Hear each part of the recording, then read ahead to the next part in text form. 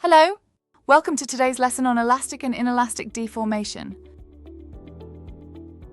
Today we will understand what it means when a material is elastically deformed.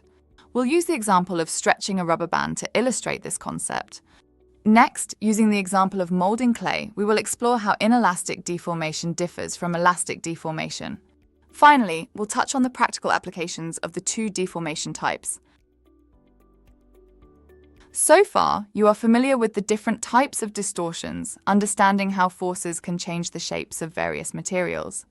Building on this foundation, we can now delve deeper into the specific behaviors of materials under forces.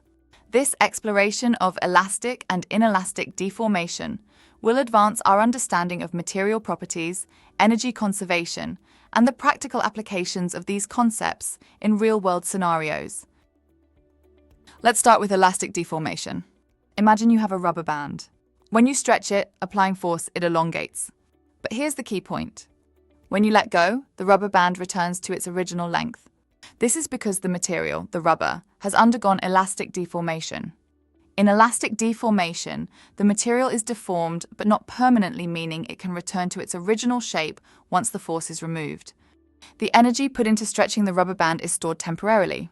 When you release the rubber band, that stored energy is fully recoverable as the rubber band snaps back to its original shape.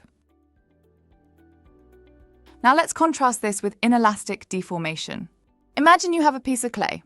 If you press and mold the clay with your hands, you can change its shape. However, when you stop applying force, the clay does not return to its original form. This is because the clay has undergone inelastic deformation. In inelastic deformation, the material changes shape permanently. The energy used to deform the material is not fully stored as recoverable energy. Instead, some of it may be dissipated as heat or used in breaking bonds within the material's structure. Therefore, the final shape after removing the force is different from the original shape. Inelastic deformation is irreversible and leads to permanent changes in the material's structure. This behavior is seen in materials that do not possess sufficient elasticity, such as metals, plastics, and, as we've just discussed, clay.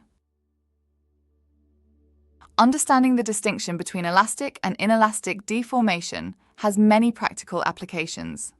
For instance, in designing buildings and structures, engineers must decide on materials that will exhibit mostly elastic deformation to withstand and recover from forces like wind and earthquakes.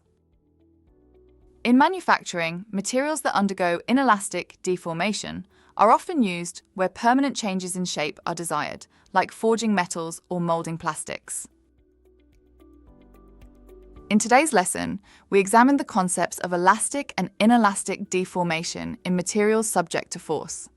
We learned that elastic deformation is reversible, meaning materials return to their original shape once the force is removed, with energy being fully recoverable, as exemplified by stretching a rubber band.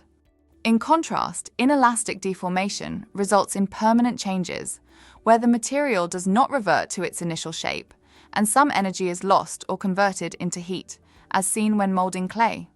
Understanding these differences helps us predict and manipulate how materials respond to forces, which is critical in applications such as engineering, construction, and manufacturing. This knowledge is essential for designing materials that meet specific performance and durability requirements. Watch the rest of the GCSE physics course at Sophos Education.